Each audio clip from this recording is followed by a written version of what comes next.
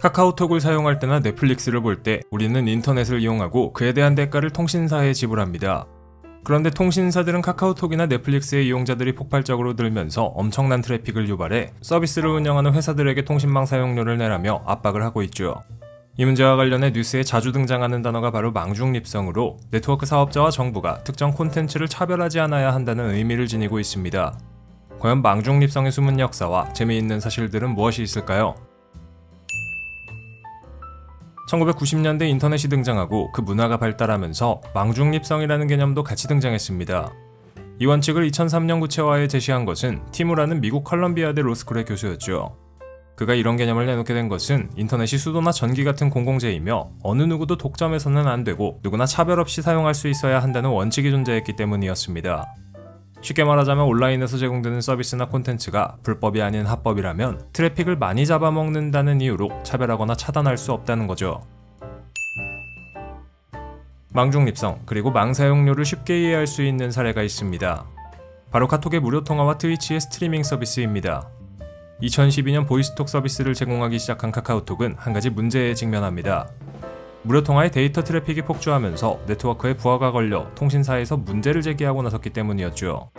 트위치는 2022년 한국의 통신사들로부터 망사용료를 낼 것을 요구받으면서 화질을 720p로 제한하기까지 했습니다. 덕분에 망중립성이라는 주제는 뜨거운 감자가 되었죠. 인터넷이 발달한 2000년대 중반부터 망중립성은 중요한 주제로 발돋움하기 시작했습니다. 미국의 거대 테크 기업들과 한국 기업들이 다양한 콘텐츠 및 서비스를 내놓으면서 성장했는데 이 과정에서 소비자들이 이용하는 콘텐츠와 서비스가 SKT나 KT 같은 통신망 사업자의 네트워크를 지나치게 많이 사용하는 경우가 발생했습니다. 통신망 사업자는 콘텐츠를 제공하는 회사들에게 새로운 서비스가 등장해 트래픽이 늘어나면 추가적으로 네트워크를 구축, 유지해야 하고 그에 따른 비용 부담이 생기니 돈을 내라고 합니다. 국내 회사들과 대부분의 해외 회사들은 이런 이유로 망사용료를 내고 있지만 구글과 넷플릭스는 망중립성 개념을 내세우며 아직까지 망사용료를 내지 않고 있죠. 돈 내라고 하는 쪽과 내려고 하지 않는 쪽의 치열한 대립이 발생하면서 망중립성이라는 개념이 논쟁거리가 되었고 이에 대해 각자 나름의 주장을 하고 있습니다. 돈을 내려고 하지 않는 콘텐츠 제공회사 그리고 대부분의 소비자들은 이미 인터넷을 사용하는 것에 대해 돈을 지불했는데 추가적인 비용 지불은 이중과금이며 어불성설이라고 망중립성을 옹호하는 입장이죠.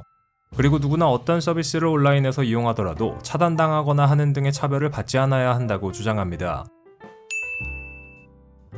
반면 돈을 더 내라고 하는 통신사와 정부의 입장은 다릅니다.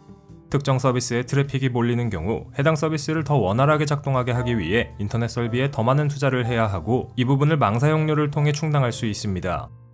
그렇게 되면 원활한 인터넷 속도를 제공받는 소비자는 더 만족하겠죠. 몇몇 서비스로 인해 과부하가 걸려 느린 속도로 피해를 보는 것도 결국 소비자인데요. 통신사 입장에서는 만약 인터넷에 더 투자를 하지 못한다면 폭증하는 트래픽에 제대로 대처하지 못해 인터넷이 완전히 마비될 수도 있는 상황입니다.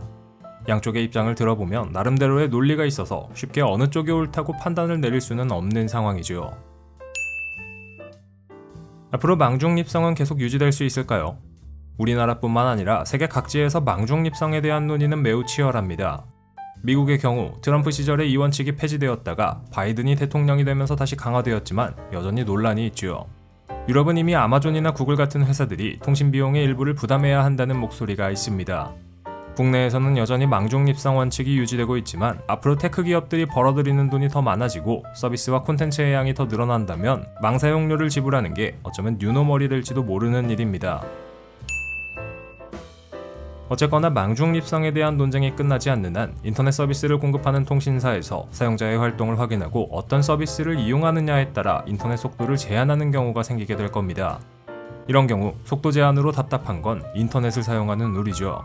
이 문제를 해결하기 위해서는 역시 프리미엄 VPN인 노드VPN을 활용하는 것이 최선입니다. 노드VPN은 바이러스 및 위협 방지 기능을 이용하면 웹트래커, 악성 웹사이트, 감염된 파일, 악성 광고 등 다양한 위협을 방지할 수 있고 더불어 트래픽을 암호화해 어떤 콘텐츠를 이용하더라도 쾌적한 속도를 즐길 수 있습니다. 배신과 VPN의 역할을 동시에 하는 노드VPN 쓰기만 하면 속도 걱정은 안 해도 되겠네요. 고정 댓글에 링크를 누르시면 2년 약정에 엄청나게 높은 할인율과 한 달을 무료로 더 주고 추가 선물까지 주는 딜을 확인해 보실 수 있습니다. 30일 동안 걱정 없이 환불도 되니 그 점을 기억해 두시면 좋을 것 같네요.